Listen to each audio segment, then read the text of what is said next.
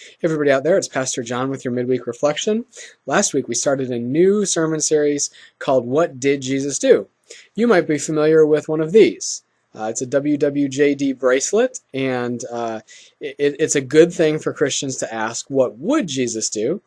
But it's kind of hard to answer that question if we don't know our Gospels, if we don't know our Scriptures and know what Jesus actually did.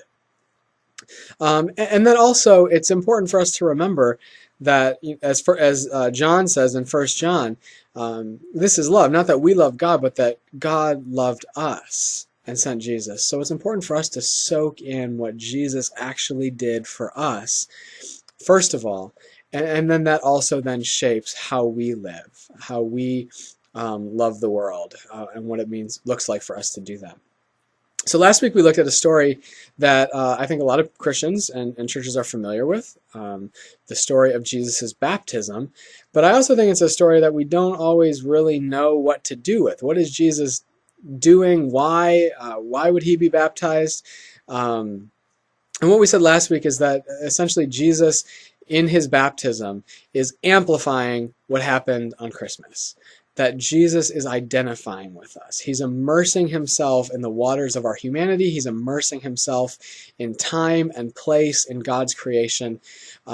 He's taking on the story of Israel, the story of God's creation, the story of human beings more broadly, and saying, this is what humanity is.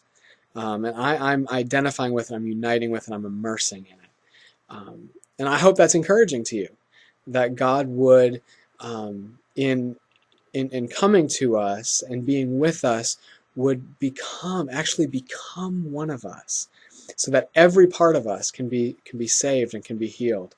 We quoted Saint Athanasius, where he said, God became human so that humans might become God and participate in the life of the divine.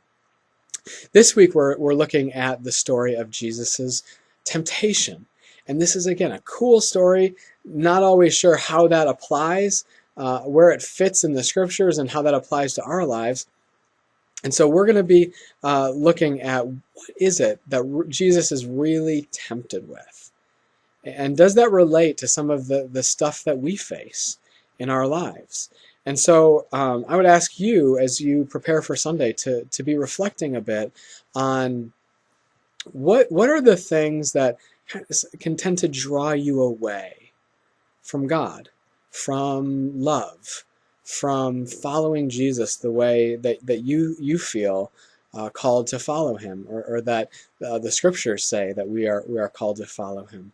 What are the things that tempt you and kind of pull you away from that, that make the decision to really love God and love our neighbor and be totally abandoned to that life?